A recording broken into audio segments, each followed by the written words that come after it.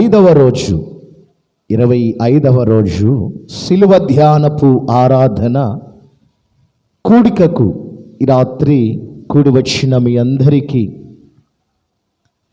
మన ప్రభువు మన రక్షకుడైన యేసుక్రీస్తు అతి శ్రేష్టమైన దివ్య శుభనామాన్ని బట్టి కూడి వచ్చిన మీ అందరికీ నా హృదయపూర్వకమైన వందనాలండి.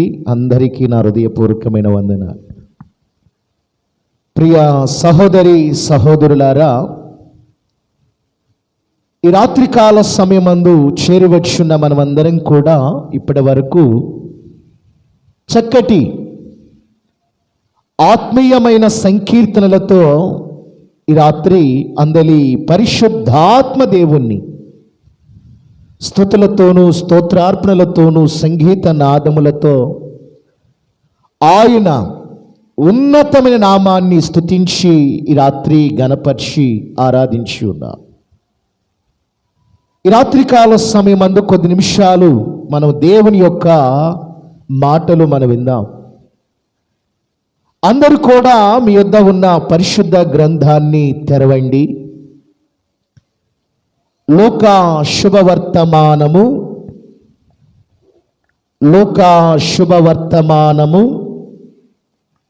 23వ అధ్యాయము 46వ వాక్యమును ధ్యానం చేద్దాం. పరిశుద్ధ గ్రంథములో రాయబడిన మాటలు ఈ క్రింది విధముగా ఉన్నవి. అవేవనగా, అప్పుడు యేసు గొప్ప శబ్దముతో కేకవేసి తండ్రి నీ చేతికి నా ఆత్మను అప్పగించుకొనుచున్నానెను. చాలు. క్రీస్తునందు ప్రియ సహోదరి సహోదరులారా,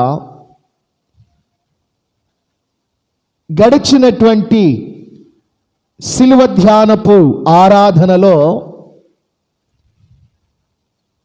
మనము యేసుక్రీస్తు ప్రభువారు కల్వరి కొండ మీద ఆ శిలువ క్రొయ్య మీద వేలాడుతూ ఆయన పలికినటువంటి మాటలు, శిలువలో ప్రభు పలికిన మాటలు మనము వరుస క్రమములో ప్రతి దినము కూడా ధ్యానం చేసుకుంటూ వస్తూ ఉన్నాము. గత రాత్రి కూడా యేసుక్రీస్తు వారు శిలువలో పలికిన 6వ మాట సమాప్తము. ఆయన ఏమి సమాప్తం చేశాడు అనేటువంటి విషయాన్ని మరి గత 3 దినాలు 6వ మాటనే మనము గత 3 వర్తమానాలుగా ధ్యానం చేశాము. ఈ రాత్రి కాలమందు ప్రభువారు శిలువలో పలికిన 7వ మాటను మనము ధ్యానం చేస్తా ఉన్నాం. ఆయన శిలువలో పలికిన 7వ మాట ఏమిటండి? తండ్రి నీ చేతికి నా ఆత్మను అప్పగించుచున్నానెను. యేసుక్రీస్తు వారు శిలువలో వేలాడుతూ ఆయన ప్రియులారా పలికినటువంటి చివరి మాట, తండ్రి నా ఆత్మను నీ చేతికి అప్పగించుచున్నాను అంటున్నాడు. మరి శిలువలో ప్రభువారు పలికిన 7 మాటలలో మొదటి మాట ఏంటండి? మొదటి మాట ఏమిటి? తండ్రి వీరు ఏమి చేయుచున్నారో వీరు ఎరుగరు గనుక వీరిని క్షమించుము. 7వ మాట ఏంది? తండ్రి నా ఆత్మను నీ చేతికి అప్పగించుచున్నాను. మొదటి మాటలో ప్రారంభములో ఏమన్నాడు ప్రభువు? శిలువలో తండ్రి అని సంబోధించాడు. అదే కదా మొదటి మాట, తండ్రి వీరేమి చేయుచున్నారో వీరెరుగరు అన్నాడు ప్రభువారు. 7వ మాటలు ఏమంటున్నాడు? తండ్రి అని సంబోధించుచు నా ఆత్మను నీ చేతికి అప్పగించుచున్నాను అంటున్నాడు. మొదటి మాటలో తండ్రి అన్నాడు, చివరి 7వ మాటలో, సిలువలో పలికిన 7వ మాటలో కూడా పిల్లరా తండ్రి అని సంబోధించాడు. మొదటి మాటలో తండ్రి అనే మాటతో ప్రారంభించి 7వ మాటలో కూడా తండ్రి అని పిలిచి తన ప్రాణాన్ని తండ్రి చేతికి అప్పగించి సిలువలో మరణించిన వాడుగా మనం చూస్తున్నాం. ఇదొక ప్రవచనం. ఏ ప్రవచనము? తండ్రి, నా ఆత్మను నీ చేతికి అప్పగించుచున్నాను అనేటువంటిది ఇది ఒక ప్రవచనం అండి. క్రీస్తుకు పూర్వము 1000 సంవత్సరాల కిందట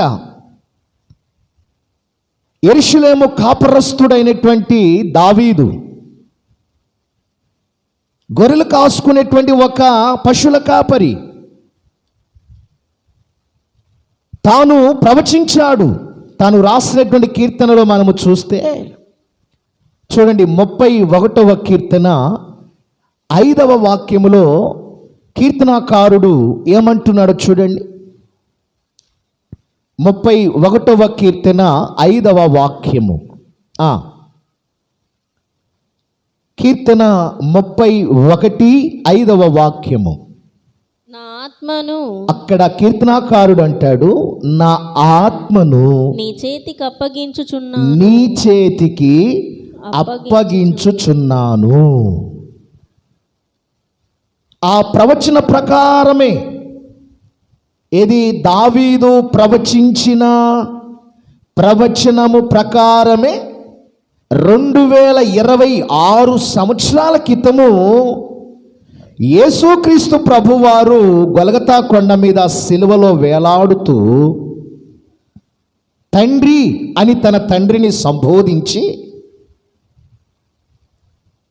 తాను ఏమి చేశాడు అంటే, నా ఆత్మను నీ చేతికి అప్పగించుచున్నాను అన్నాడు.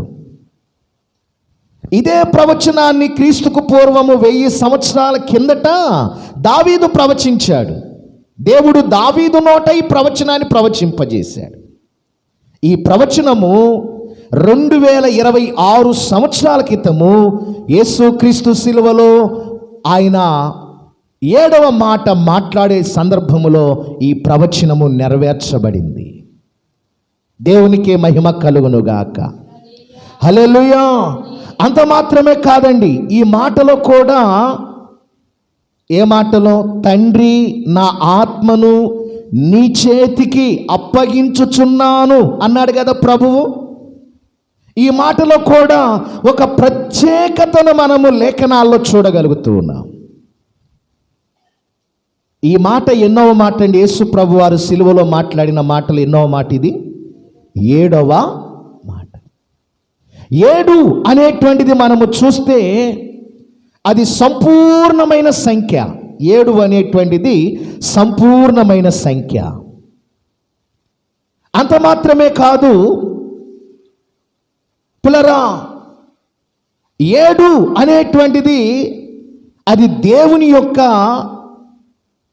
సంఖ్యను 7 అనేటువంటిది చూపిస్తూ ఉంది.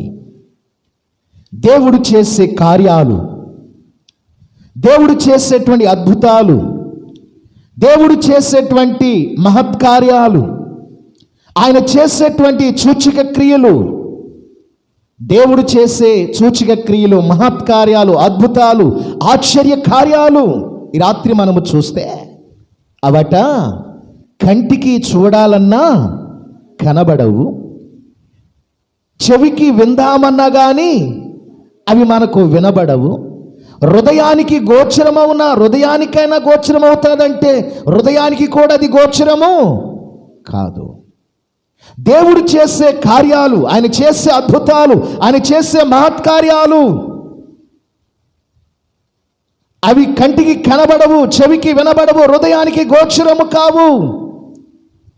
పిల్లరా, 7 అనేటువంటి సంఖ్య దేవుని సంఖ్య. అది గమనించండి పిల్లారా.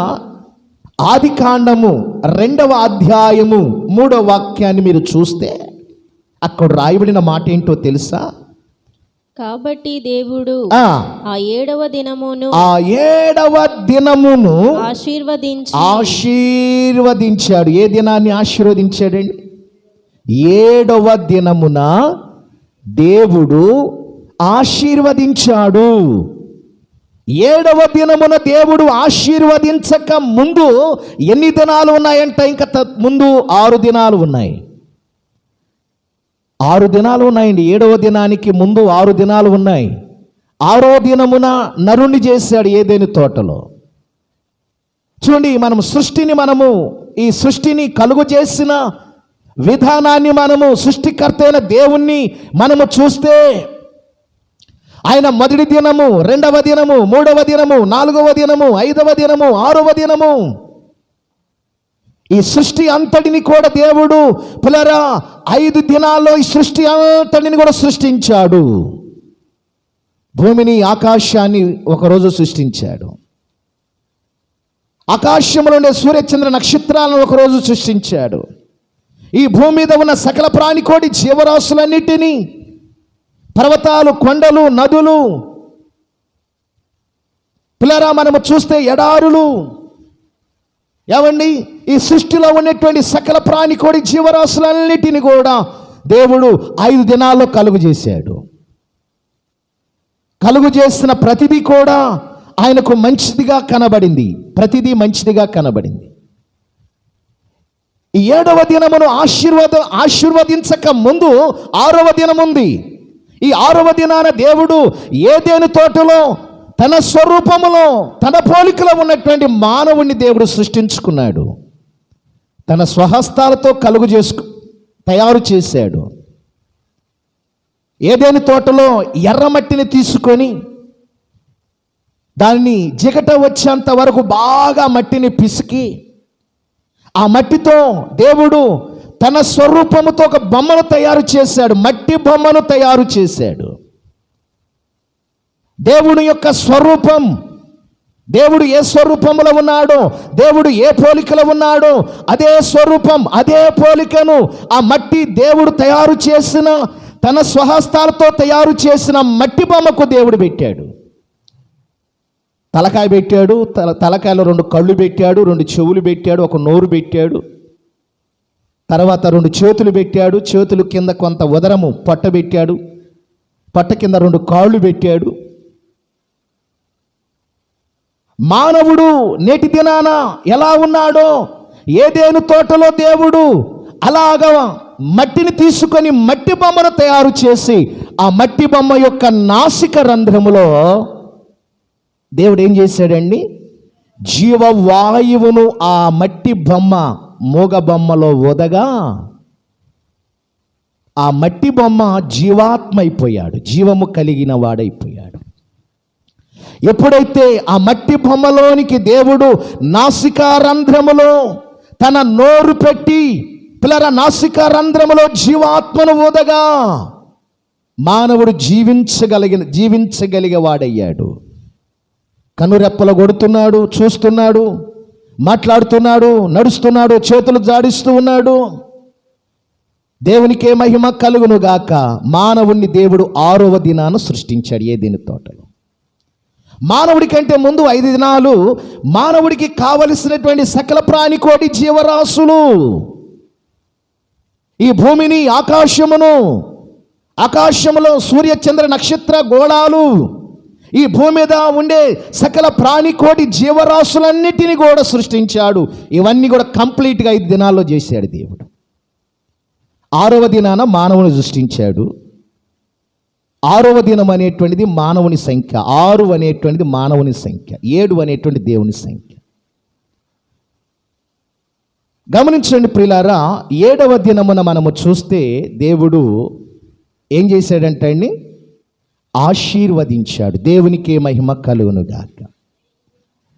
7 అనేటువంటిది దేవుడు చేసే అద్భుతాలండి. ఆయన సృష్టిని సృష్టించాడు.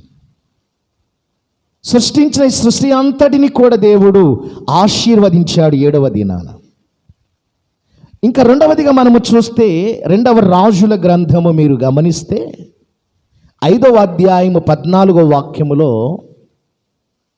సిరియా దేశపు సైన్యాధిపతి అనేటువంటి నయమాన్ అనేటువంటి ఒక కమాండర్ కనబడతాడు. సిరియా దేశపు సైన్యాధిపతి అండి. 100 మంది సైనికుల మీద కమాండర్, అధ్యక్షుడు అతడు. ఒక సైనికుడు రమ్మంటే వస్తాడు, ఒక సైనికుడు పొమ్మంటే పోతాడు. 100 మంది మీద అధికారి అండి సిరియా దేశపు సైన్యాధిపతి. ఆయన పేరు నయమాన్. చూడండి, అతడు ఏ దేశం మీదకి వెళితే ఆ దేశం మీదకి యుద్ధానికి వెళితే జయమే కలుగుతుంది, కానీ తన ఆధ్యాత్మికమైన జీవితాల్లో ఎప్పుడు కూడా ఓటమి అనేటువంటి తను చవి చూడలేదు. మాసిదోనియా దేశస్థుడున్నాడే, ది గ్రేట్ అలెగ్జాండర్ మహాచక్రవర్తి ఉన్నాడే, ప్రపంచ దేశాలను జయించిన యుద్ధవీరుడు, యుద్ధశాలి. అలాంటి తరగతికి చెందినటువంటి వాడు నయమాను. ఇతడు ఏ దేశం మీదకి యుద్ధానికి వెళితే ఆ దేశం మీద జయాన్ని పొందుతున్నాడు. జయం వస్తుంది. శత్రులందరినీ కూడా సంహరిస్తున్నారు. ఆ దేశాన్ని ఓడించి ఆ శత్రు యొక్క దేశాన్ని వీళ్ళు స్వాధీనం చేసుకుంటున్నారు. అందుకే ఆ సిరియా దేశపు రాజు సైన్యాధ్యక్షుడు అంటే నయమాన్ అంటే రాజుగారికి ఎంతో ప్రేమ, ఎంతో ఇష్టం అండి. అయితే మనము గమనిస్తే అతని యొక్క పరిస్థితిని మనము చూస్తే అతడు ఒక కుష్ఠరోగిగా మనకు కనబడుతున్నాడు. ఒక కుష్ఠరోగి అండి. కుష్ఠరోగి అయినప్పటికీ కూడా ఏ దేశం మీదకి యుద్ధానికి వెళ్తే ఆ దేశం మీద జయమే పొందుతున్నాడు. రాజుగారి యందు దయ పొందాడు. మనుషుల యొక్క ఆదర అభిమానాలు కూడా ఈ సిరియా దేశపు సైన్యాధ్యక్షుడు, ప్రజలు ప్రేమిస్తున్నారు. రాజు కూడా, ఆ దేశంలో ఉన్న రాజు కూడా అతన్ని ప్రేమిస్తున్నాడు. ఈ సైన్యాధ్యక్షుడు వల్ల దేశానికి నెమ్మది కలుగుతుంది, క్షేమము కలుగుతుంది, అతని ద్వారా భద్రత కలుగుతుంది ఆ దేశానికి. అందుకే ఆ దేశాన్ని పరిపాలన చేస్తూ ఉన్నటువంటి రాజు నయమాన్ని ప్రేమిస్తున్నాడు. ఆ దేశంలో, సిరియా దేశంలో ఉన్నటువంటి ప్రతి పౌరుడు కూడా నయమాన్ అంటే ఎంతో ప్రేమ కలిగి ఉన్నారు. బట్ కుష్ఠరోగి. ఇక్కడ మనము గమనిస్తే ప్రియులారా, ఈ కుష్ఠరోగిని మనము గమనిస్తే ఇజ్రాయెల్ దేశం నుండి ఒక బానిస పిల్లను తీసుకొచ్చారు ఈ నయమాన్ యొక్క ఇంటికి. ఆ ఇంటిలో పని చేస్తూ ఉంది ఒక చిన్న పాప. ఆ అమ్మాయి అంది, నా యజమానుడు ఎందుకు ఇలా కుష్ఠరోగంతో బాధపడుతున్నాడు? మా దేశంలో ఒక దైవ సేవకుడు ఉన్నాడు కదా, మరి నా యజమానుడు మా దేశంలో ఉన్న దైవ సేవకుడు యొద్దకు వెళితే అతడు ప్రార్థిస్తే ఇతనికి స్వస్థత కలుగుతుంది నా యజమానుడికి అని ఆ చిన్నపిల్ల చెప్పిన మాటలను బట్టి, ఒక బానిస పిల్ల చెప్పిన మాటలను బట్టి నయమాను అనే వ్యక్తి ఏం చేశాడండి? ఏమండి, ఆ దైవ సేవకుడికి కొన్ని బలమైనటువంటి కానుకలు కూడా సిరియా దేశం నుండి తాను వెళుతూ తీసుకుని వెళ్ళాడు. మొత్తానికి ఎక్కడికి వెళ్ళాడండి నయమాను? ఏమండి, ఎలీషా దైవ సేవకుడు దగ్గరకు వెళ్ళాడు. ఇజ్రాయెల్ దేశంలో ఉన్నటువంటి షోమ్రోన్లో ఉన్నాడు దైవజనుడు ఎలీషా. షోమ్రోన్లో దేవుని పరిచర్య చేస్తున్నాడు ఎలీషా. ఎలీషా దగ్గర గెహజీ అనేటువంటి దాసుడు కూడా ఉన్నాడు. మొత్తానికి నయమాను వెళ్ళాడండి. సైన్యాధ్యక్షుడు కదా, రథాలు రౌతులతో వెళ్ళాడు. కొంతమంది సైనికులను కూడా తీసుకుని వెళ్ళాడు, దాసులను కూడా తీసుకుని వెళ్ళాడు. దూరముగా ఉండగానే, షోమ్రోనులో ఉన్నటువంటి దైవజనుడు దూరముగా ఉండగానే నయమానును చూశాడు. ప్రక్కన ఉన్న గెహజీని పిలిచి అంటున్నాడు, అరే గెహజీ రారా, అదిగో వచ్చుచున్నటువంటి వ్యక్తి సిరియా దేశపు సైన్యాధిపతి కదా, నేను చెప్పానని చెప్పి వెళ్ళి, అతడు నా దగ్గరికి ఇక్కడికి ఏం రాక్కర్లేదు, నీవు త్వరగా పరిగెత్తుకుని వెళ్ళి అతన్ని ఎదుర్కొని అతనితో నేను చెప్పినట్లు చెప్పు నువ్వు. ఏమండి నయమాను గారు, దైవ సేవకుడు ఎలీషా గారు చెప్పారు, మీరు మీరు మీరు వెళ్ళేటువంటి వెనుతిరిగి వెళ్ళండి, మీరు వెళ్ళేటువంటి దారిలో ప్రక్కన యోర్దాను నది ఉన్నదట, ఆ నదిలోకి వెళ్ళి మీరు 7 సార్లు స్నానం చేస్తే మీలో ఉన్న కుష్ఠరోగము పడపోతుంది. దైవజనుడు నాతో చెప్పాడు మీకు చెప్పమని. ఏమనుకోవద్దు, మీరు వెళుతూ వెనుదిరిగి వెళ్ళిపోండి. వెళుతూ యోర్ధాను, ఆ రోడ్డు ప్రక్కన యోర్ధాను నది మీకు కనబడతాది. అందులో మీరు దిగి 7 సార్లు మీరు మునిగి స్నానం చేయండి అన్నాడు. తర్వాత పరిస్థితులు మన అందరూ తెలుసులే కదండి, వాటిని గురించి నేను చెప్పనక్కర్లేదు. మరి ఎలీషా దైవజనుడు చెప్పినట్లుగా నయమాను కోపావేశంతో వృద్ధుడై వెళ్ళిపోతున్న సమయంలో ప్రక్కన ఉన్న వాళ్ళు చెప్పారు, ఏమండి ఎందుకు మీరు అలాగ కోపగించుకుంటారు? దైవజనుడు చిన్న పనే కదా చెప్పింది. మనం వెళుతూ ఆ యోర్దాను నదిలో 7 సార్లు మునిగితే ఏం పోతుంది? 7 సార్లు యోర్దాను నదిలో మునగమన్నాడు కదా, మునగండి, ట్రై చేయండి. అలా కోపగించుకుంటే ఎట్లా అని ప్రక్కన ఉన్న దాసులు చెప్పారు. మొత్తానికి వాళ్ళ మాటలు విని ఈ నయమాను అనే వ్యక్తి ఏం చేశాడు, గుర్రం దిగి యోర్దాను నదిలోకి వెళ్ళి ఒకసారి మునిగాడు, స్వస్థత రాల. 2 సార్లు మునిగాడు, స్వస్థత రాల. అలా 3, 4, 5, 6 అయిపోయింది, ఏమీ లేదు. ఇక 7వసారి అలా యోర్దాను నదిలో నీటిలో మునిగి అలాగ నీళ్ళ మీద పైకి తేలుతుండగానే అతని శరీరంలో ఉన్న కుష్ఠపొడలన్నీ కూడా ఏమైపోయాయి అంటండి, మాయమైపోయాయి. అంతకుముందు శరీరం అంతా కూడా మడతల పడిపోయి చీము గారుతూ నెత్తురు కారుతూ దుర్వాసన వెదజల్లుతా ఉంది నయమాను దేహం అంతా కూడా. చూడడానికి చాలా అసహ్యకరముగా ఉన్నది నయమాను యొక్క శరీరం అంతా కూడా.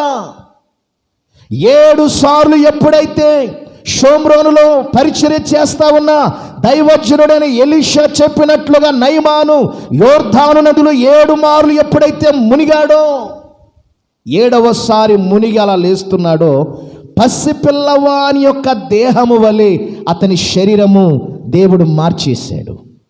దేవునికి ఒకసారి స్తోత్రం చెప్తారా? హల్లెలూయా. పసిపిల్లవాని శరీరం లాగా అయిపోయిందట.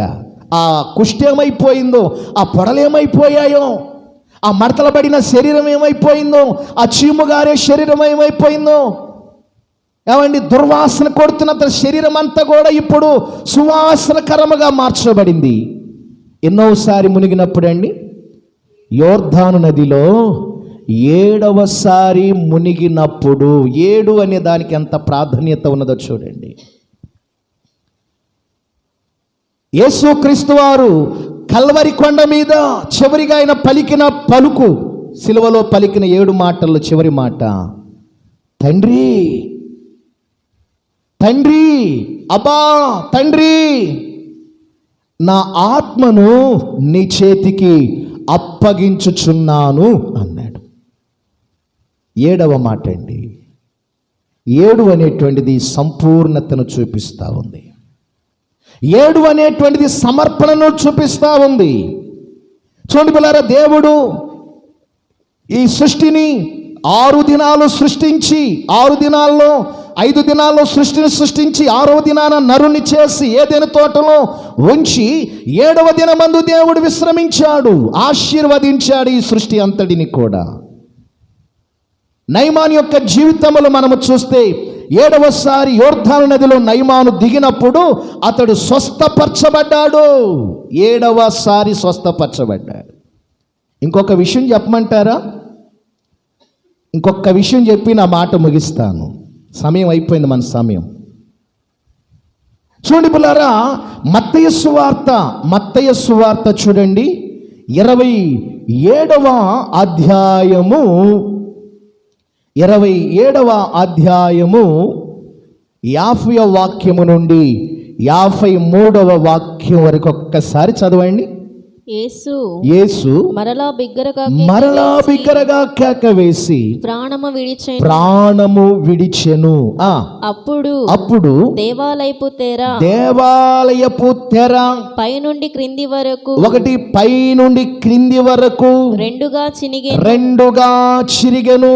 భూమి వణికెను. బండలు బద్దలైపోయాయి. సమాధులు తెరవబడ్డాయి.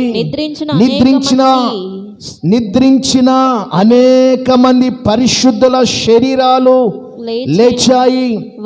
వారు సమాధులలో నుండి బయటకు వచ్చి ఆయన లేచిన తరువాత పరిశుద్ధ పట్టణములో అనేకులకు అగపడిరి. 7వ మాటలో మనము చూస్తే ప్రియులారా, ఒకటి దేవుడు ఆశీర్వదించాడు 7వ దినాన. 7వసారి నయమానును యోర్దాను నదిలో స్వస్థపరిచాడు. చూడండి ఇక్కడ మనం చూస్తే 7వ మాట, యేసుక్రీస్తు వారు సిలువలో వేలాడుతూ 7వ మాట, తండ్రి, నా తండ్రి, నా ఆత్మను నీ చేతికి అప్పగించుచున్నాను అనగానే జరిగిన సంభవాలు ఏంటో తెలుసా? ఈ సృష్టిలో జరిగిన సంభవాలు ఎన్ని సంభవాలు జరిగినాయి ఏంటండి ఇక్కడ? ఏమండి, ఎన్ని సంభవాలు జరిగినాయి చదవండి. ఒకసారి చదువుకున్నాం కదా. దేవాలయపు తెర పైనుండి క్రిందికి 2గా చిరిగిపోయింది. యెరూషలేములో ఉన్న సొలొమోను కట్టించిన దేవాలయములో ఉన్న తెర, యాజకుడు వెనుక ఉన్నటువంటి దేవాలయపు ఒక తెర పైనుండి క్రిందికి 2గా చిరిగిపోయిందండి. బద్దలుగా చిరిగిపోయింది. ఎప్పుడు చిరిగిపోయింది? ప్రభువారు సిలువలో పిల్లరా 7 మాటలు మాట్లాడాడు. 7 మాటలు మాట్లాడాడు. 6 మాటలప్పుడు దేవాలయపు తెర చెరగలేదు. దేవాలయంలో ఉన్న తెర 6వ మాట, 5వ మాట, 4వ మాట, 3వ మాట, 2వ మాట, మొదటి మాట అప్పుడు చెరగల. ఎప్పుడు చిరిగింది అని మనం ఆలోచన చేస్తే, ఆయన దేవాలయములో ఆయన సిలువలో వేలాడుతూ 7వ మాట, తండ్రి, నా ఆత్మని నీ చేతికి అప్పగించుచున్నాను అనగానే దేవాలయములో ఉన్నటువంటి తెర పైనుండి క్రిందికి 2గా ఒక్కడిగా చిరిగిపోయింది. 2 భాగాలు అయిపోయింది. తర్వాత భూమి వణిగిపోయింది. గజ గజ గజ గజ వణిగిపోయింది భూమి. తర్వాత మనము చూస్తే బండలు కూడా బద్దలుగా పగిలిపోయి, ఎక్కడ బండలు అక్కడ బద్దలుగా పగిలిపోయి రాళ్ళు పైకి ఎగిరిపోతూ ఉన్నాయి. 4వదిగా మనము చూస్తే సమాధులు తెరవబడ్డాయి. 5వదిగా మనము చూస్తే ప్రియులారా చూడండి, సమాధుల్లో నిద్రించిన అనేకులు, పరిశుద్ధులుగా ఉన్నటువంటి అనేకులు, సమాధుల్లో ఉన్నటువంటి ఆ పరిశుద్ధులుగా ఉన్న వారందరూ కూడా ఏమండి, వారు సమాధుల నుండి తిరిగి లేపబడ్డారు. ఎంత అద్భుతమో చూడండి. ఆయన మొదటి మాట మాట్లాడినప్పుడు ఈ అద్భుతం జరగల. ఆయన సిలువలో 2వ మాట మాట్లాడినప్పుడు ఈ అద్భుతం జరగల. 3వ మాట మాట్లాడినప్పుడు ఈ అద్భుతాలు జరగల. 4వ మాట మాట్లాడినప్పుడు ఈ అద్భుతాలు జరగల. 5వ మాట మాట్లాడినప్పుడు ఈ అద్భుతాలు జరగల. 6వ మాట మాట్లాడినప్పుడు ఈ అద్భుతాలు జరగల. కేవలం 7వ మాట మాట్లాడినప్పుడే దేవాలయము తెర చిరిగిపోయింది. సమాధులు తెరవబడ్డాయి. భూమి వణికింది. బండలు బద్దలైపోయాయి. సమాధులో ఉన్న పరిశుద్ధులందరూ కూడా తిరిగి లేపబడ్డారు ఉన్న పాటున. ఎప్పుడండి? ప్రభువారు 7వ మాట, తండ్రి, నా ఆత్మను నీ చేతికి అప్పగించుచున్నాను అనగానే అద్భుతాలు జరిగినాయండి. సూచక క్రియలు జరిగినాయండి. మహత్కార్యాలు జరిగినాయండి. పిల్లరా, దేవుడు చేసే కార్యాలు ఇందాక చెప్పాను, కంటికి కనబడవు, చెవికి వినబడవు, హృదయానికి గోచరము కావు. ఆలోచన చేద్దాం. 7 అనేటువంటిది సమర్పణ, సంపూర్ణతో కూడినటువంటి సమర్పణ సంఖ్య. 7 అనేటువంటి దేవుని సంఖ్య, మన సంఖ్య కాదు. 7 అనేటువంటిది దేవుడిదండి. చెప్పడానికి చాలా విషయాలు ఉన్నాయండి. సమయం అయిపోయింది.